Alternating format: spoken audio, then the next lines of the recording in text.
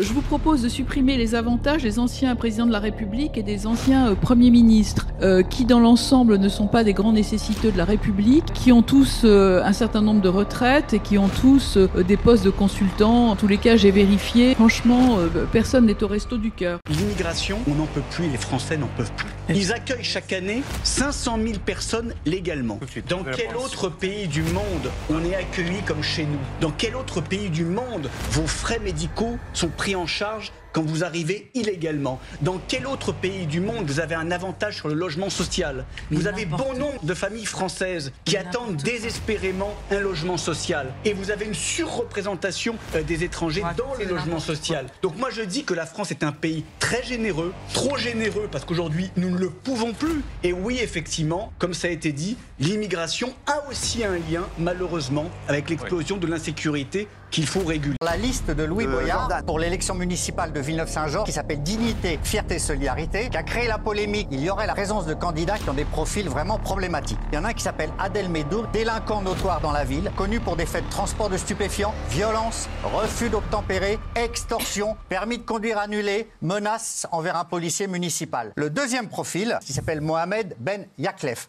Alors c'est un militant pro-Hamas qui a notamment justifié les actions terroristes du Hamas le 7 octobre 2023 en qualifiant la France de complice du génocide palestinien. Et il a tweeté « Honte à la France qui a osé qualifier la résistance palestinienne de terroriste ». Et il y a également des méthodes de campagne de Louis Boyard sur le terrain. Ses équipes recouvrent les panneaux officiels d'affiches de ceux qui sont opposés à lui. Voilà. Ça fait du ski alors que c'est en arrêt de travail. Dites, il n'y a que moi que ça dérange de voir des parasites profiter de la situation de la France qui est en complète PLS.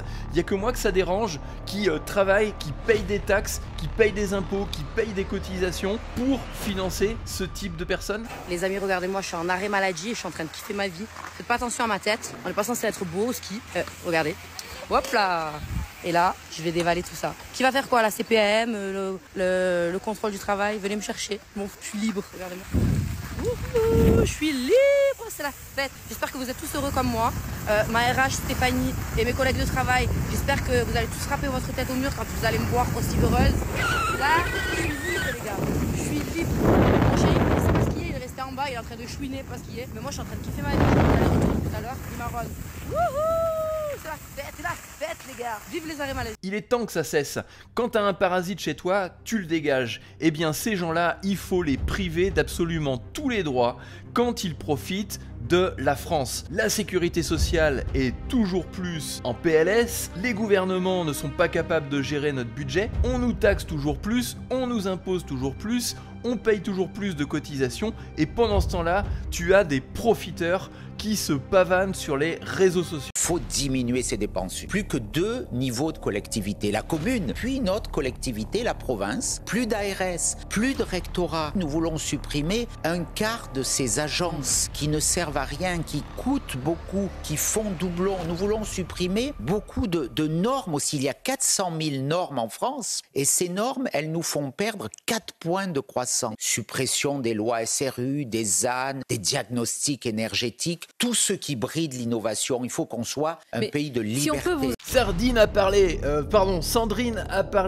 elle raconte des petites bêtises, notamment sur un petit compte parodique qui s'appelle Sardine Ruisseau, à pas confondre avec Sandrine Rousseau qui elle est partie de X, elle est partie dans un monde meilleur qui s'appelle Blue Sky, là où les gauchos sont d'accord entre eux, et on va écouter ce qu'elle a raconté parce que c'est assez marrant ce qu'elle dit. Sous le couvert de la blague, j'ai un compte parodique qui a beaucoup utilisé ça, sous couvert de la blague, en fait on interdit ma parole. Et ça, pour moi, c'est impossible. On peut aller sur le terrain politique, on peut être en désaccord, on peut même se confronter. Il n'y a aucun problème à ça. Si tu es d'accord avec le fait de la confrontation, du débat, dans ces cas-là, pourquoi es-tu parti de X? Pourquoi es-tu parti vers ton monde de bisounours où tu vas retrouver forcément des personnes qui sont d'accord avec toi et qui vont faire « Oui, oui, Sardine, on est d'accord avec toi !» Pardon, Sandrine, parce que c'est Sandrine Rousseau qui parle, pas Sardine. Me ridiculiser au point qu'on refuse en fait avec le débat par cela, ça, pour moi, c'est compliqué. Mais en fait, t'as pas besoin de ce compte-là pour te ridiculiser toute seule.